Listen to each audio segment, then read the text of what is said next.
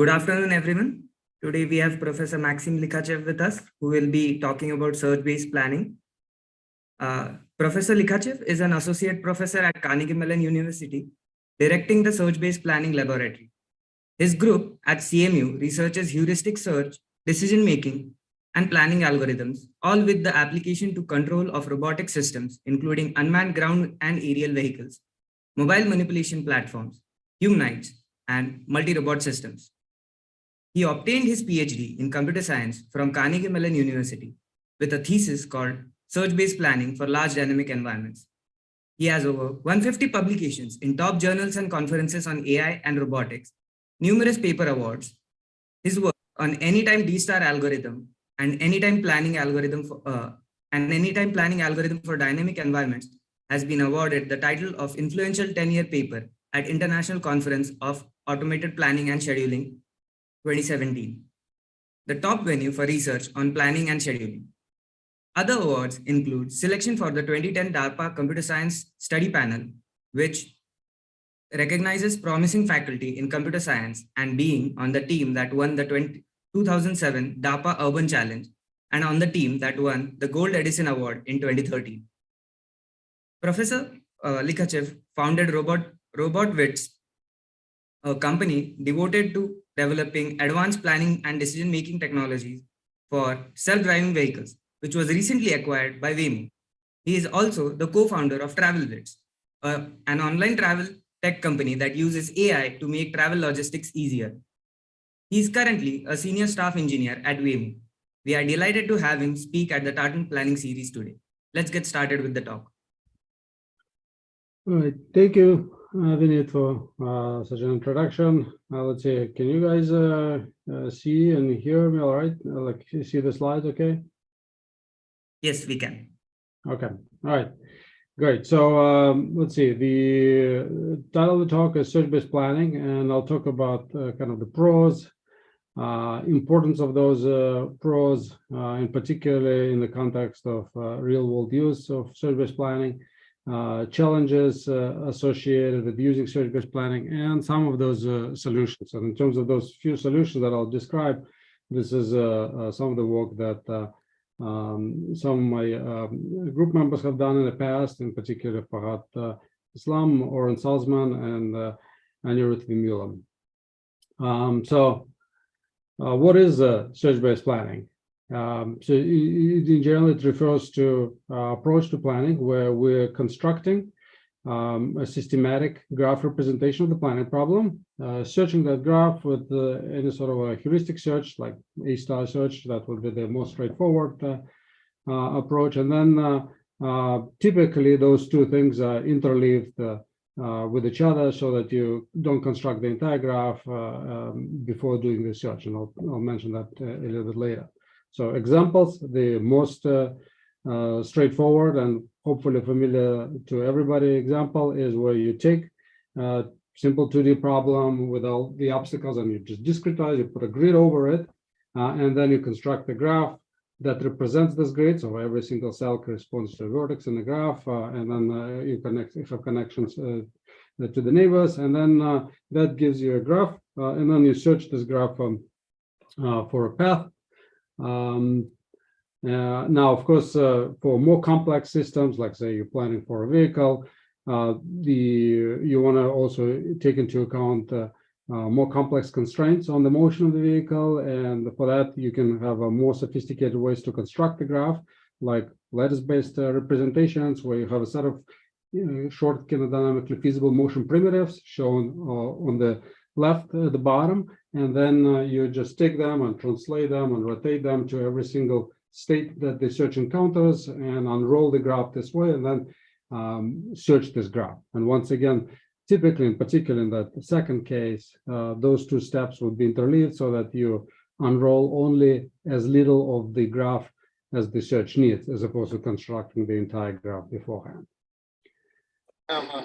So here is a bunch of examples of this in action from my group, spanning the manipulation cases where you're planning the motion of the arms, PR2, and as well as an industrial arm.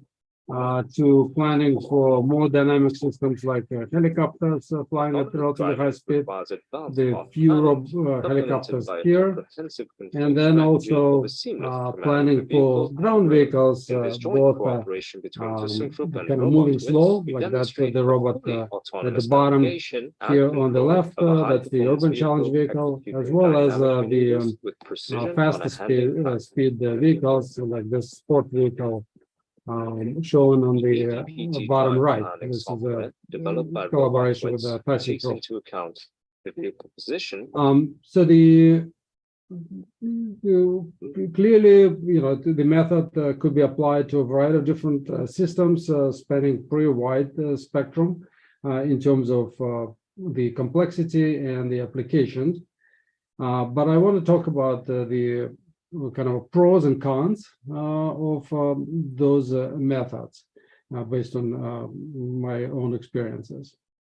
So in terms of the pros, in terms of the positives of search-based planning, there are a few that are most prevalent. One, you do get typically pretty rigorous guarantees on the quality of the solution as well as the completeness. So being able to find a solution one exists. Within the discretization, of course, that it is given by the graph that you're constructing. You get typically a pretty good cost minimization, and you also get a consistency in the solutions that are being returned, meaning that if you do get a similar queries, so similar start and goal pairs, then you would get typically similar solutions to those queries. Now, why those are important, and if I look at the kind of benefits it provides, then I think it's important to separate them into two kind of buckets. One is the importance from the product perspective, and the other one is important from purely development perspective. Now, from a product perspective, the fact that you do get good cost minimization, typically, of course, that translates into more optimal behavior. The fact that you get consistency in the solutions, those translate into the more predictable behavior of a system, which often is an important factor, particularly if a robot operates in a close kind of a collaboration with a human. And of course, the also good cost minimization and consistency in the solution typically translate to the ability of explaining the behavior of the robot, where you basically can understand why this behavior is happening, because it tries to minimize whatever the objective function is, and so on. Now, I think equally important and often under kind of overlooked is the development aspect. The fact that you do have rigorous guarantees on solution quality as well as completeness and consistent solution typically translate to easier debugging, right? Because you can more view the planning module as a kind of standalone module that has a clear requirements on what it's trying to output, independently of everything else in the system. And if it fails to satisfy those requirements, given the guarantees that you have on what it's supposed to do, it allows you better understand and better debug whether the problem is with the input into it or whether the problem is with the implementation of the algorithm itself. Similarly, there is also question of fine-tuning of the module. So if you have those rigorous guarantees on what it can do, and you have consistency in the solution as a property, that translates into easier tuning. And in a real world, that tuning process actually can be a pretty dramatic effort, right? You could literally have a large team of people trying to kind of understand what is the right cost function, should be utilized and so on. And if you have an algorithm that doesn't provide any guarantees whatsoever, and you're finding tuning the cost function that goes as an input into it, then it becomes very hard to attribute the sources of a problem, whether it's a problem is with the input, or whether the problem is that the algorithm itself is incomplete or way too greedy and things like that. So by having a module that provides strong guarantees on the solution quality, ability to minimize cost function well, and so on, that translates into easier time on fine-tuning the cost function and all the terms that go into it. So I think from a development aspect, I think this is important. And frankly speaking, the development aspect, I think, is as important as a product itself. Let's see. So now those are the positives. Now I want to switch kind of the gears and talk about the challenges, or rather negatives, of search-based planning. I'm also happy, I don't know exactly the format of this talk, but I'm also happy to entertain questions anytime throughout the talk. Just somebody has to keep an eye on it and bring that up if there are questions. Let's see. So in terms of the challenges, there are several. One, of course, is high dimensionality of the problem and how it translates to very large graph sizes. So in particular, if we look, let's say, planning for kinodynamic planning for helicopter or aerial vehicle more generally, then typically you would do something like worry about the XYZ orientation and linear velocity of this vehicle. And if you take kind of a decent size environment, like a 10 kilometer by 10 kilometer, and discretize appropriately, then you're getting 500 million states if you look at the kind of just purely size of the graph.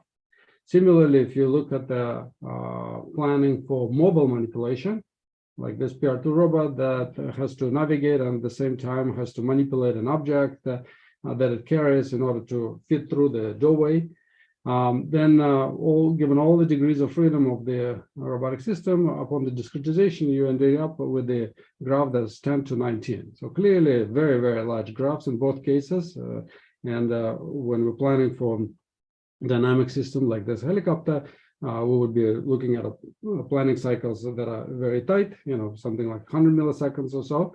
And whereas when we're planning for mobile manipulation, of course, we could afford to take more time in planning, say several seconds, but on the other hand, the dimensionality of the problem is much higher and the graph size that you get is much larger. So what are the different methodologies that could be utilized to address the fact that those graphs that we'll be searching are very, very large? Number one, the most important one, and hopefully pretty obvious to many, is that we should never be looking at constructing those graphs ahead of time before planning and then plan on them. Instead, we should go with the implicit graph representation, where we have functions that generate successes, we have functions that evaluate the cost of edges, and then let the search tell us which states need to be allocated in memory and which portions of the graphs need to be effectively constructed. Implementation-wise, of course, it takes a little bit longer to implement it and, in fact, run it typically because it requires a dynamic memory allocation, but it immediately allows to have a much better scalability with respect to larger problems. Now, the other part is important.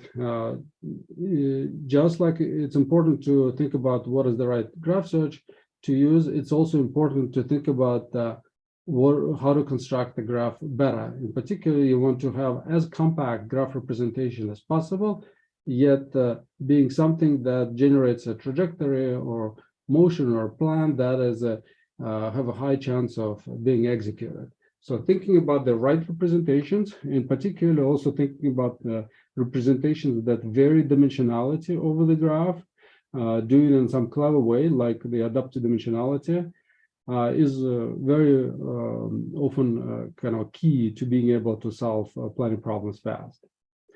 On the graph search algorithm themselves, typically it's important to kind of go away from just doing a regular A-star search or whatever the optimal search that you might be looking at, and settle for searches with bounded optimality, often anytime algorithms, the ones that can take the requirements on the planning time as an input and generate the best solution they can within that time.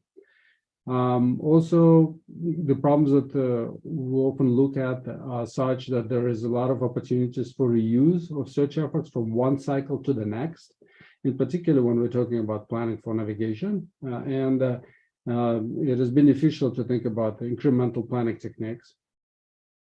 Finally, it's typically important to look at the problems, however high dimensional they are, and think about what is the lower dimensional version of that problem that is easier to solve, dramatically easier to solve that, and the solution of that becomes a heuristic that can be used to guide this full dimensional search.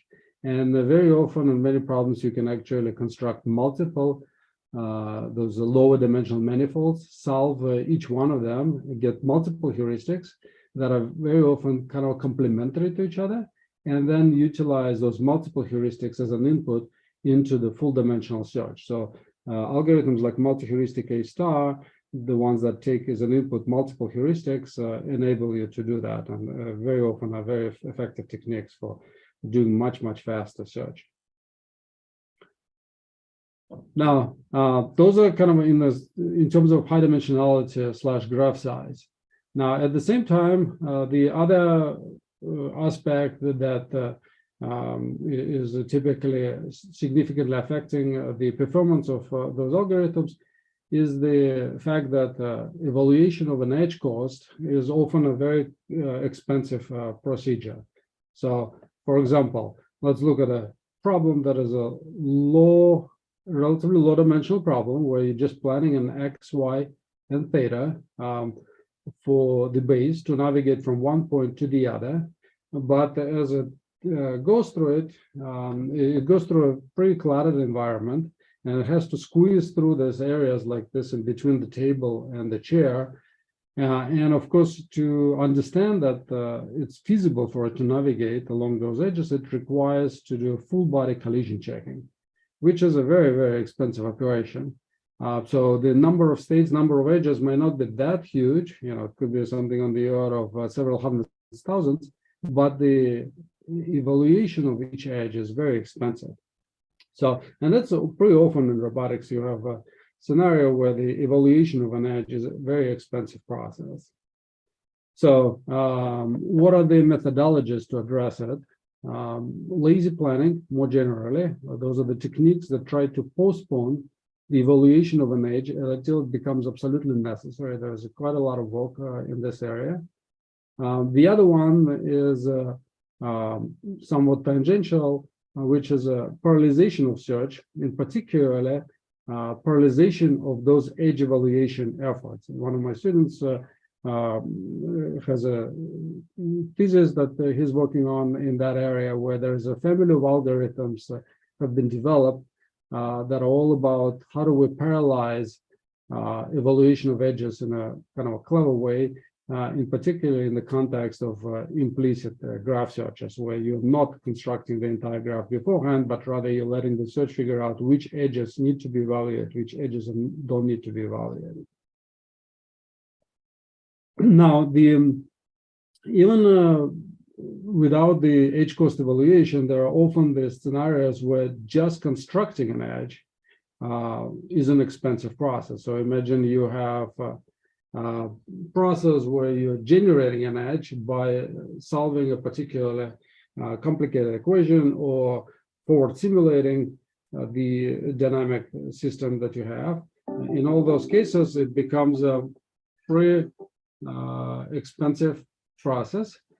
So if we look at the planning for dynamic system like this vehicle here, then each edge corresponds to evaluating the dynamics of the system by applying a particular control for a certain period of time and so on. That could potentially require quite a bit of time, something anywhere on the order of 100 microseconds for some of the systems, all the way to even a second or so if we're talking about running full-blown up simulator. So it also often difficult to construct the transitions that land exactly at the centers of the cells if we're trying to construct a lattice. When it becomes impossible or very hard to construct them, then the construction of this lattice becomes a huge development effort. And often to avoid this, shortcuts being made where you kind of relax some of those constraints, and instead of trying to hit exactly the center of the cell, you say, okay, you can hit any sort of a point within a cell. Now, as soon as you do that, that translates into effectively a search through continuous spaces. So search of trees as opposed to lattice-based graphs. And of course, that translates to the explosion of the number of states that you have in a space. It becomes a combinatorial in the length of the paths. Any sort of a local minimum that the search hits now becomes a much more severe problem than it was before if it was a graph. Methodologies such as soft duplicate detection that were developed in the lab are very helpful usually, where you're trying to look at the states that are similar to each other and deprioritize them based on their similarity. So if you have already expanded a state that looks similar to other states that are in this vicinity, then those other states get deprioritized and they get pushed back and not selected for expansion until it becomes really necessary. So those are typically quite useful. Now, having said that, I think it's still quite a big gap in between searching graphs versus searching trees, and I wouldn't say that this is a kind of a solved, pretty clear, has a pretty clear solution. Now, the last one is, as in any planning, it's the challenge associated with the reliance on the accuracy of the model. So if we're talking about a complex problems that require interaction with the world, such as picking up objects while kind of pushing way through the clutter, or a robot navigating rough terrains that involve kind of complex interaction of the wheels with the terrain, then in all those cases, it's hard to build offhand, hand-coded model of how those interactions will happen. I personally think that there is a lot of opportunity here for using implicit models like physics-based simulators that could be utilized to compute and evaluate those actions. However, it becomes very, very expensive, the planning process, right? Because every time you invoke a physics-based simulator, it might take quite a while, and it becomes important to develop techniques, develop the graph searches that are cognizant of the fact that some of those actions could be very, very expensive to execute. And we would want to have ways to minimize the number of calls we make to the simulator. Of course, the other kind of aspect of it is during the execution, you can observe the execution and go back and update the model. But that typically does require a lot of samples and also the ability to update the model, which in some cases may be highly non-trivial to do. So those are kind of a number of challenges associated with search-based planning. Of course, I think another important aspect to think about in addressing those challenges is bringing in learning. This is more generally, I think, is an interesting topic of combining learning and search-based planning. And there's a variety of different ways how it could be done, anywhere from learning heuristics to learning the collision detection estimators, learning the soft duplicate measures, that in the context of that soft duplicate that I mentioned earlier, what is the similarity, learning the residual models, those that kind of try to fix the errors in the models that you utilize for planning. Now, I'll talk about a few solutions that we have developed recently that do involve to some degree learning. One is a constant time motion planning, and the other one is a CMAX family of algorithms. So the constant time motion planning, or CTMP in short, is a method for pre-computing certain data structures that enable fast online planning. The motivation for it is that in many cases, of course, the planning needs to be fast, and furthermore, sometimes it needs to be constant time, like, for example, a robot operating on a conveyor where we have a very fixed amount of time for planning. It's typically pretty small, and we need to guarantee that we'll be able to generate a plan within that period of time. Now, at the same time, the tasks, like working at a conveyor, are often quite repetitive. You're doing similar things over and over and over again. The environment is pretty similar from one episode to the next.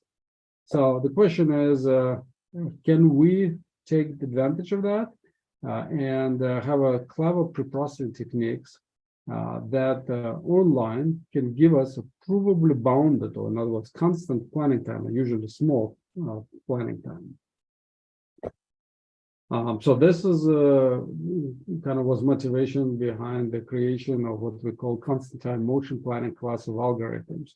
Those are the algorithms that learn offline data structures that enable online planners to guarantee to find a solution if one exists within a small user-defined time.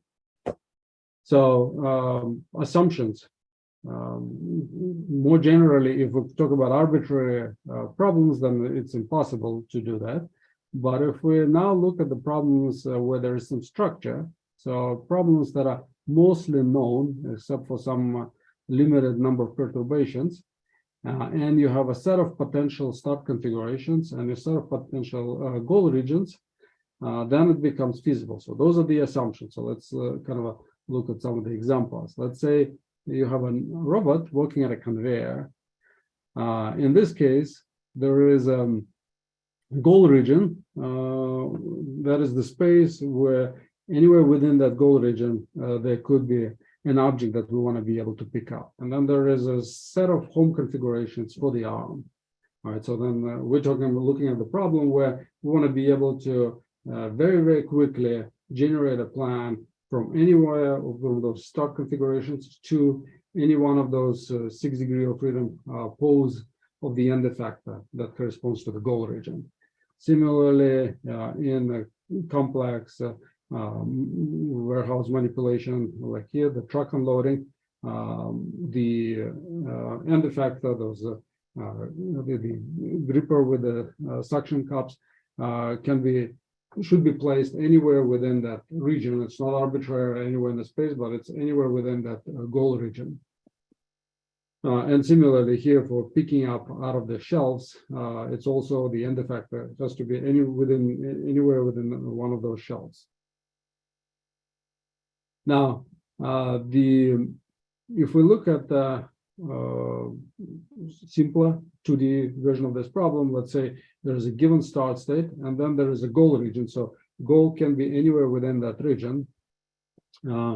We are discretizing that goal region. So now we have the set of possible goals within that region. And one trivial solution to this is to say, well, why don't you just pre-compute paths to every single goal within that goal region? Now, of course, for high-dimensional planning problems, it becomes way too long and way too much memory, and it's also kind of intellectual and not a very interesting approach. So the key idea behind those algorithms is that typically you can solve a much smaller set of problems. And that will give you a way how you can now quickly compute the solutions to the entire goal region or to any point within that goal region during online operation. So, for example, here, you can compute a kind of a region such that for any attractor state, like this blue point here in the middle of a circle, within that circle, any point within that circle, given a potential function like a decreased Euclidean distance with respect to the attractor, is guaranteed to very quickly get to the attractor. So you basically, any greedy operation like a decreasing Euclidean distance with respect to the attractor state is guaranteed to reach the attractor. So which means that combined with the path from the start to the goal, those two operations, following the path from the start to the goal, and then it's following the path from the start to the attractor state, and then from the goal going along the greedy decrease in Euclidean distance towards the attractor state, gives you a one full path from the start to a goal anywhere within that goal region. So now, given this, you can construct a preprocessing algorithm, which basically takes the entire environment and decomposes into a set of those subregions, such that anywhere within the subregion, you can reach the attractor state by following this, by decreasing a potential function, like Euclidean distance, and then looking up the path from the start to that particular attractor state. So during online, if you take any state within the entire goal region, the problem becomes identifying which subregion it belongs to, then following the potential function from that particular goal to the appropriate attractor within that goal region, and then following the path from the attractor to the start. And that gives you the entire path that you can now execute in reverse. And of course, some of the kind of details on the algorithm is how do you efficiently construct those subregions. It turns out you can do it efficiently by running a single backward search from every attractor. And it provides approval guarantees on finding a plan online to the goal if one exists within a given user-defined time. Experimental, of course, if you compare it, given that it now provides provable guarantees on the ability to return a plan within that small delta, you naturally get a success rate of 100%. That's not surprising. And of course, the memory usage is also pretty good as compared to other alternatives, because you're effectively trying to have that very, very compact representation of the space. So there's kind of a number of observations that one can exploit for any given problem to construct the CTMP algorithms. The one I've shown is one of them, where you can decompose this goal region into those subsets. The other ones that we have looked at are, one is that you can construct a set of paths that, given an experience-based planner, that can utilize a path to find a new path faster within a certain number of expansions.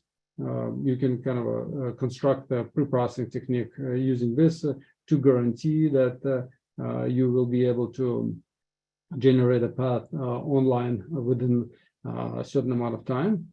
The other observation is that for some of the environments that are dynamic, where things may pop up during the execution, you can pre-compute multiple representative paths so that they guarantee to span a space of solutions for given size of obstacle that can pop up. So that basically, if you have one plan and the obstacle pops up and it blocks that plan, then you have another representative plan that is guaranteed to be far enough from the first one so that the obstacle cannot be blocking both of them. So if you construct it this way, then you'll be able to guarantee to generate a solution within a certain amount of time, independently of the obstacles that may appear in the space. So there are several examples of this algorithm running in the lab, anywhere from moving the manipulator to protect the robot from incoming projectile, that's at the bottom, to operating a robot at the conveyor, where you have to pick up object in time for it when it arrives, and you have to update the motion as the perception estimates come in, to operating and closely scenes with a human, where you have to kind of do the handoff and react to the changes in the environment in terms of the obstacles. The second kind of class of algorithms that I want to briefly describe as CMAX algorithms, and those are towards handling inaccurate models. So as I said, one of the brittleness is that of model-based planning, more general, not just search-based planning, is that they do rely on accuracy of the models, and those models could be very complex, like the physics-based simulators and so on, but still imperfect. And of course, learning a model on the fly requires way too many samples if you want to get the robot to execute this task. So then the question is, can we have planners that can adapt its performance in a way that provides strong guarantees on the task achievement, despite the fact that the models could be inaccurate.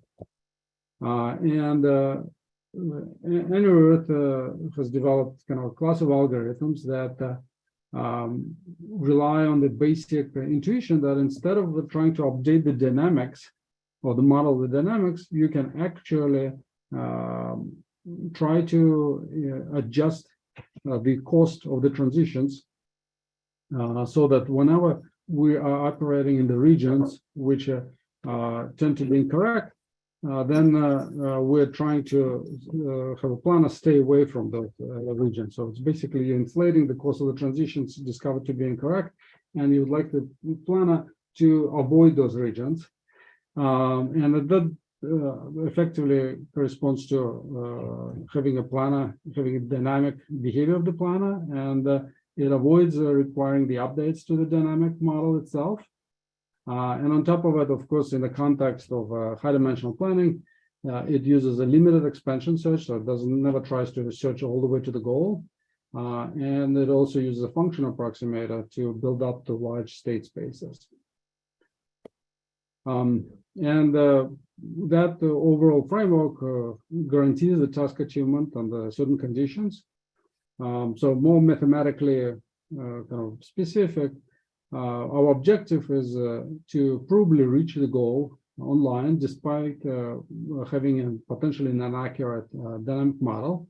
And we, of course, don't allow any resets, right? We're looking at the goal-oriented behavior where you're trying to reach the goal, and we're not allowed for the robot to just assume that it can move to the beginning. So you have a graph with the states and actions and a goal region, and there is a cost function, and there is a unknown true dynamics, and there is also approximate dynamics that we're starting out with, which is F prime. That's the one that we initially start out with, and utilizing it for predicting what's going to happen. Now, the transitions that are deemed to be incorrect are the ones where during the execution we discover that the true and approximate dynamics actually differ by more than a certain delta. What's going to happen is that we're going to run a set of those transitions that are discovered to be incorrect. We're going to keep it updating. So initially it's none, but then as through the execution, we're going to discover more and more of those incorrect transitions. They're going to be kept track of in that set X. We are maintaining this estimate of the set of incorrect transitions, and we are also biasing the planner to avoid those transitions that are known to be incorrect. So the kind of diagram is pretty simple. Until we reach the goal, we're going to keep planning and executing actions. Whenever we observe that the transition is incorrect, we're going to inflate the cost of the transition and continue on. Now, if the action is correct, then we just keep on proceeding along the plan that we have planned, and we do that until we reach the goal. So that completely avoids updating the dynamics model, and it can be shown that it's guaranteed to reach a goal. So in other words, it's a task completeness, task achievement completeness. And of course, that's under the assumption that there always exists a path from any state to a goal that does not contain any transitions that are known to be incorrect. Now, of course, in scaling up to large state spaces, we would need to bring in the function approximator so that we're not updating the cost of a transition for kind of for each state action pair, but rather maintaining learned cost function. And typically, when you start looking at a high-dimensional planning problems, then you would not be able to plan all the way to the goal, but instead you're doing a limited horizon search like LRTA stuff. So here's an example where it tries to move an object, and it thinks that it's a light enough object that it would just be able to move over this box. But then during the execution, those motions putting it over the box become invisible, and it starts avoiding those actions and automatically generates a plan that effectively utilizes other motions, in particular the motions that move this object without trying to lift it higher. There was also an extension of CMAX, which CMAX++, that looks at how do we combine it with the Q-learning to guarantee convergence to optimality for repeated tasks. So if you have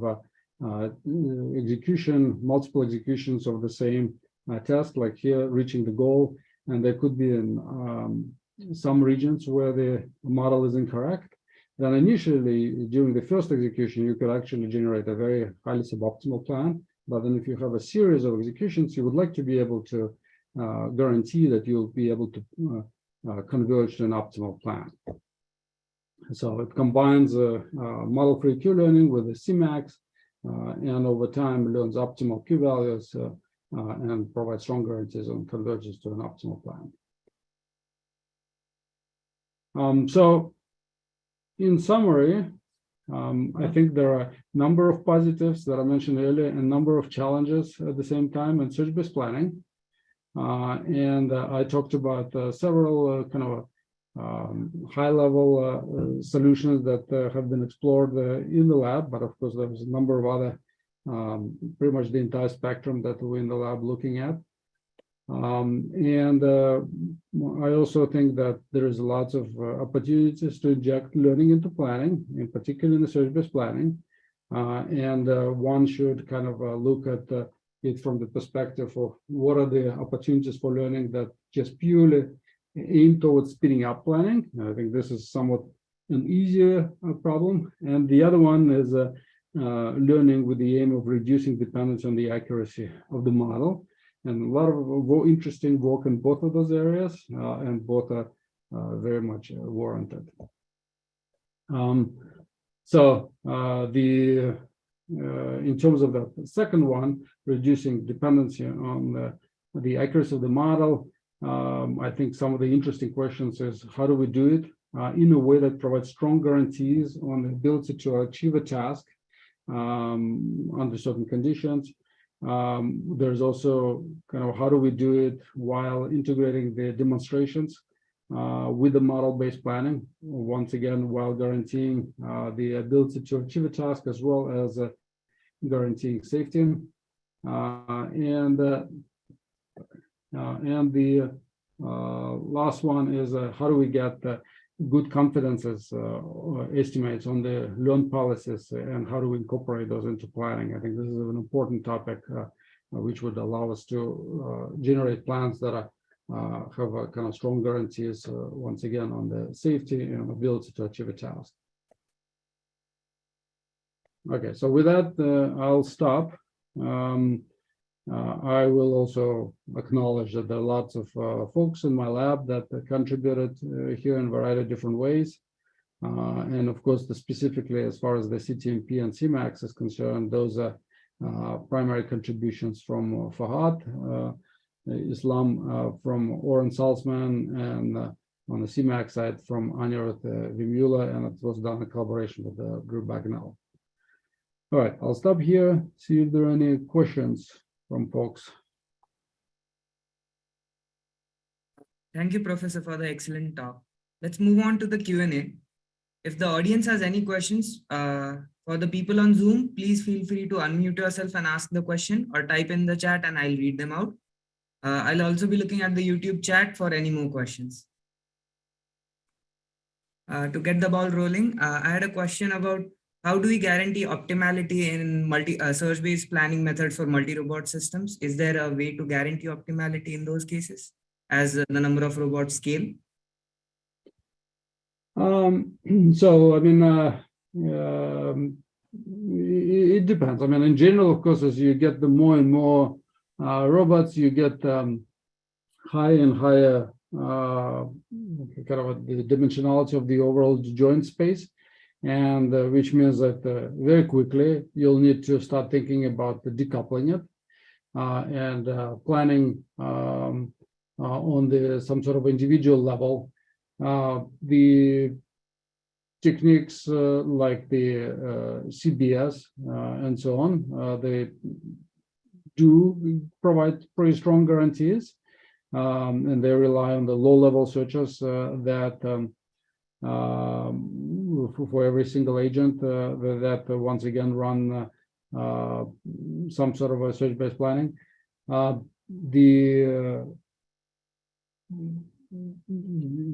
kind of course, as you start getting to more and more robots, then there is a question of the scalability, and that question is if you're looking at the environments that are rather benign, where there is a limited number of those interactions, then I think techniques like CBS or MSTAR and so on, they can solve them pretty well, and at the same time provide strong guarantees. But as you start looking at the environments where there's lots of interactions, then I think pretty quickly you may find yourself in the situations where you have to resort to techniques like prioritized path planning, where we do sacrifice guarantees.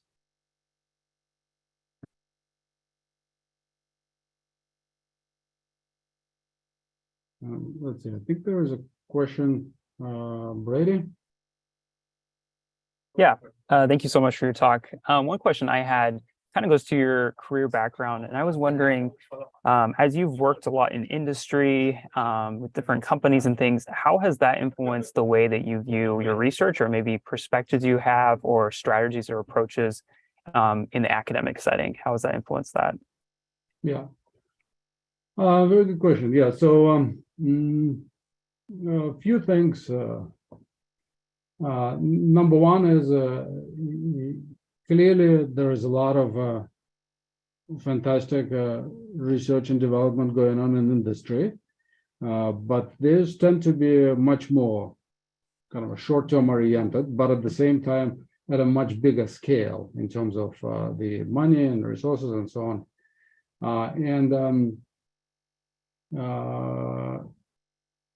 Like, you know, when looking at a problem to work on in terms of in academia, it's often kind of, I have to ask myself, is that really a fundamental problem, or is it not fundamental problem?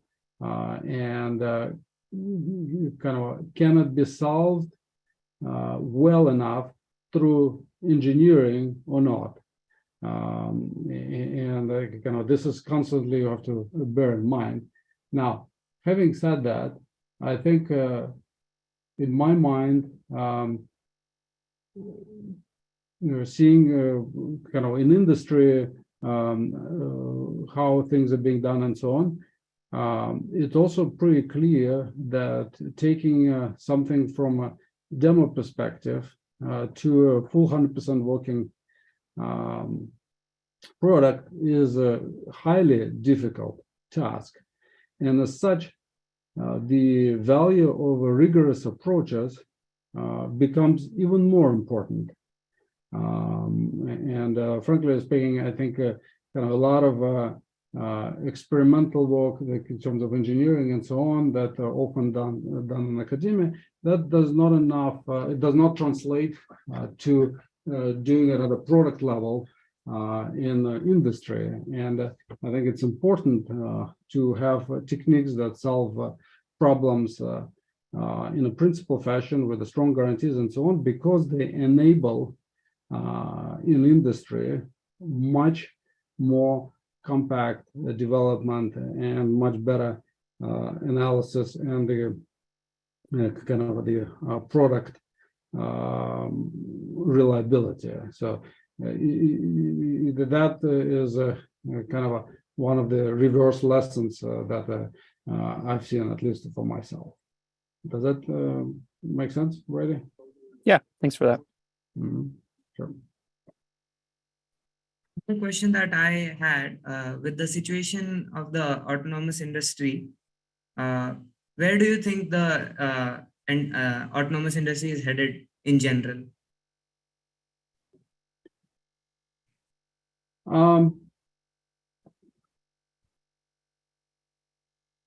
So I think this is a kind of complicated question. There is clearly it's a back a while ago after the urban challenge, it seemed much easier, but in reality there are some fundamental challenges that need to be solved on a way to get to 100% product level. So at the same time, I think there's a lot of tremendous progress has been made, and clearly there is a fully operational product is out there. Like a Cruise and Waymo, they have vehicles riding without any drivers, and it's utilized by folks, and it's kind of impressive to see. And I think through the appropriate combination of the technology advances, as well as the any sort of regulations on the operations and so on, I think it's absolutely viable to have, and it will be kind of a full-blown up product. But at the same time, I think there's a lot of interesting problems that people can be looking at to make it more and more economically viable and more and more kind of fully operational. So it's kind of has both business potential clearly, and at the same time, I wouldn't say that this is something that is doesn't have any interesting technological challenges. I do think that there's a lot of scope here for fundamental research as well. So it has a combination of both of those aspects. Hopefully that answers your question. Yeah, we have a question in chat from Ruhala. How should we approach defining safety for agents that have learning-based policies in place? It seems like when we talk about safety, we need some level of exploitability for the underlying system. Let's see. Yeah, so I mean, I think that there is a safety in general is an important, absolutely aspect, and particularly in the context of learning-based systems. I don't really subscribe to the point of view that we could have kind of end-to-end learning, and there's that black box that we can just utilize the system to generate the behavior of the robot. In a product like scenarios like for systems like autonomous vehicles and so on, we do need to have accountability for what it's doing, and if it ever happens, we need to wait to explain why that happened and so on. And from that perspective, you do need to have the learning system operating in conjunction with the model-based reasoning systems that typically provide very strong guarantees on safety and so on. So I think algorithmically, it's an interesting and important question how to combine the two. And I think this is one of those questions that is not yet fully solved. And in trying to solve it, I think it's also important to distinguish between what we're using learning for. Are we using learning for just purely speeding up learning, which is one thing, versus whether we're using learning to compensate for the models that are not known to the planner. So, like for example, learning in manipulation through the interaction with complex objects and so on. So something that we may not have a model of, but we can still learn through demonstrations and experience what's the right way to operate with that. And so how do you combine that with a model-based planning while providing strong guarantees? I think there's an interesting and a complex question. So in a way, I think kind of at the high level conceptually, to me, it's an interesting and important question to think about how do we impose the model-based constraints on learning-based systems in terms of how they operate and compensate for the cases where they cannot solve and the model-based planning kicks in. I don't have a specific algorithm or solutions for how it can or should be done, but in general, I'm very interested in this direction.